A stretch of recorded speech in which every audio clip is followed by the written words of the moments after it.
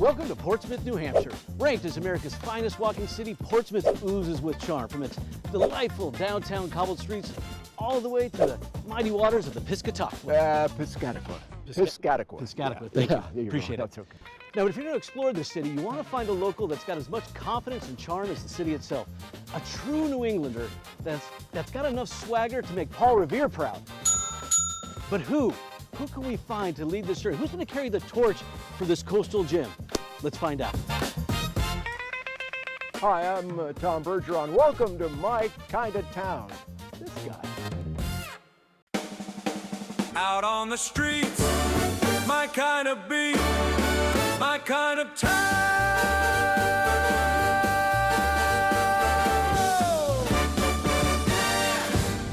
Portsmouth drips with colonial history dating back to the 1600s, so I needed a host with some serious Yankee street cred.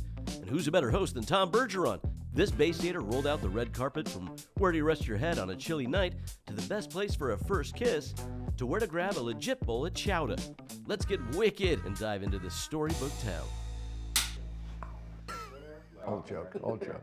So let's cheers, sir. All right. Thank you for inviting me to your town. My pleasure. Glad you could make it. Yeah. Tell me how we ended up in Portsmouth. How did this become home for you? Well, Portsmouth and I go back to 1980. I had done radio in my hometown years earlier in Haverhill, Massachusetts. That's where I started while still in high school. But I never really took it seriously. Ended up working as a customer service representative for a company that made flexible tubing. Lasted 3 months. So I thought I got to get back into radio.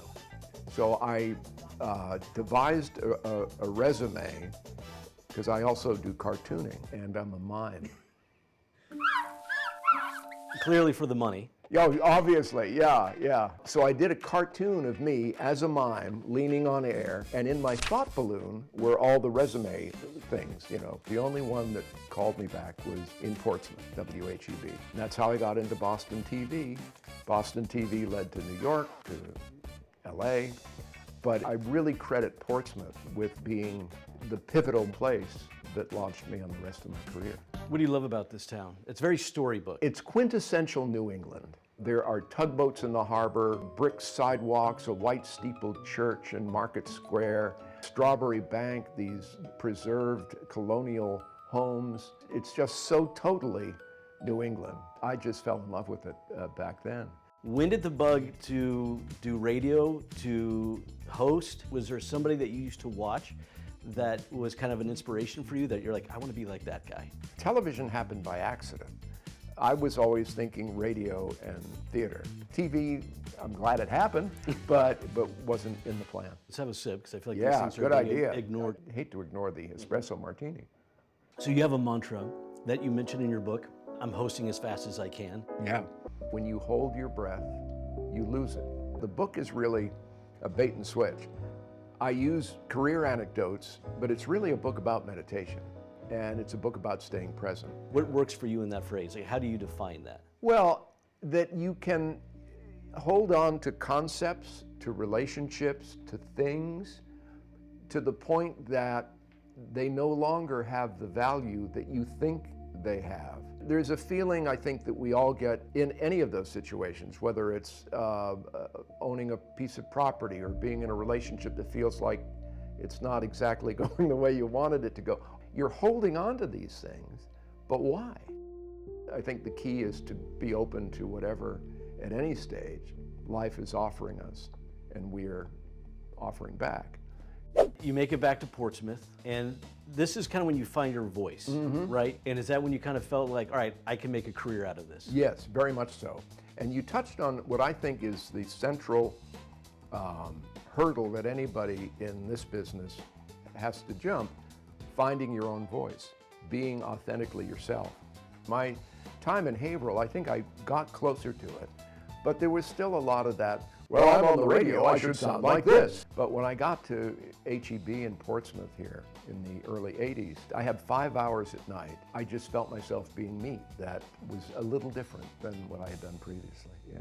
And then from that experience, that got you to WBZ Yeah, in Boston. yeah. You're doing People Are Talking, basically the start of, I would say, the talk show era. You had an affectionate name. It wasn't my affectionate name, Okay. but prior to me doing it, Nuts and Sluts.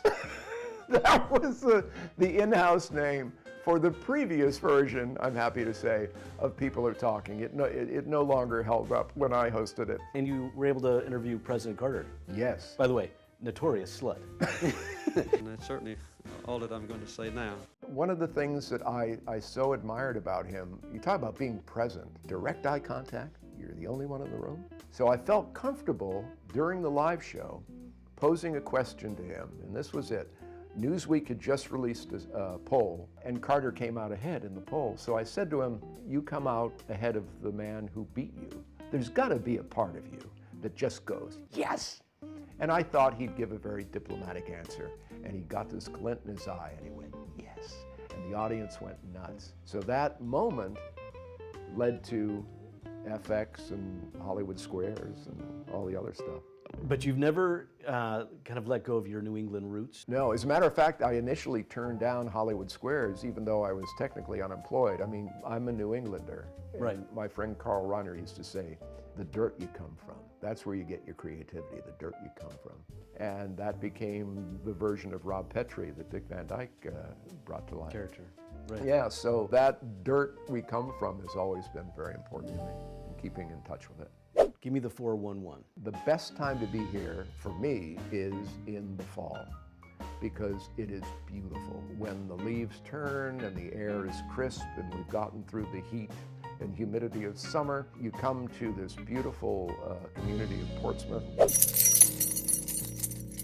Should I get an Airbnb? Should I get a hotel? The place I recommended to you is now called the Hotel Portsmouth, a really lovely boutique hotel. It's super quaint. I feel like I'm in the movie Clue because it's got like the drawing room, the kitchen, the little billiard room. It's got all these little nooks and crannies to it.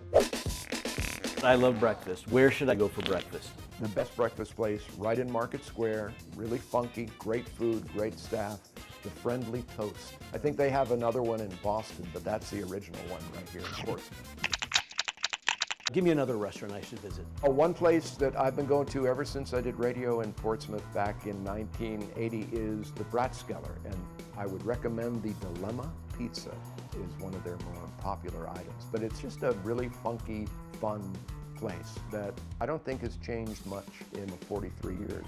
Tell me about this place. We're here at the Waterview Grill restaurant. If you love seafood, this is a great place to be. This place was in a previous incarnation where my wife and I kind of kicked off our relationship. She's gonna hate that I'm telling this story. So, honey, turn it off now. This is where Lois and I first made out. She was in the audience of a live broadcast I did at Theater by the Sea with some of her cohorts from public You've got television. some swagger coming off the show. She thought, okay, this guy's a radio guy, entertainer. I'll never know if he's legit or putting on airs or whatever. And out of the blue, she looked at me and she said, how tall are you? And I said, I'm about 5'9". You know, she goes, you are not. I said, no, I am. Stand up. So the two of us stand up, and she just looked at me and she just kind of went, well, that was all I needed. So I grabbed her, we started making out. After that, we were inseparable. And we've been married now 43 years. So I credit this place, this building, with kicking that off. And do you guys get espresso martinis? Is that the No, the we go-to? didn't. No, great seafood. Any one of these places around here, if you love seafood, this is a great place to be. So give me the Tom Bergeron perfect day here in Portsmouth. I would probably be at the Hotel Portsmouth, Lois and I.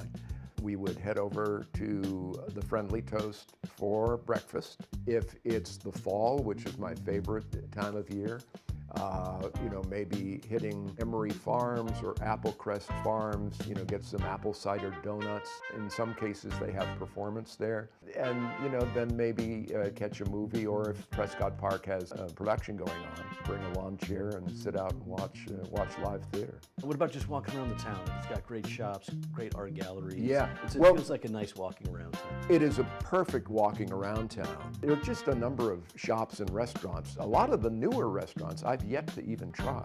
Do you feel like you ever made it in this career? Like just in general, like with all your success, do you feel, you know, I did it. I went out, I did it. Do you feel satisfied with your career? I'm so glad you put it in that way, because that's where I am in my life right now. I did it. And I had this wonderful, lovely, very emotional reunion with the gang at Dancing with the Stars. And a friend said, "Did it give you the bug again to get back?" And I said, "You know what? Not even a little. I've done it." For me, the challenge is, what do I want to do next? So I'm still in that phase of figuring it out. I'm in that transition phase. But I'm in a transition phase with a real sense of comfort with what got me here. Howie Mandel and I were talking about this at Starbucks in Woodland Hills not 6 months ago. We caught the last best wave of network television, you know, still the place to be. And, you know, we managed to surf sort of the highlights of our career. He had Deal or No Deal and all that, and I had AFE and dancing. And, you know, it's just a very different landscape now. The people that should be doing it are doing it, but I think they're doing a great job with what they had to do with the show to keep it vital going forward. I appreciate your thank you very much. Oh, of course. Yes. My pleasure. Thank you for inviting me to your town.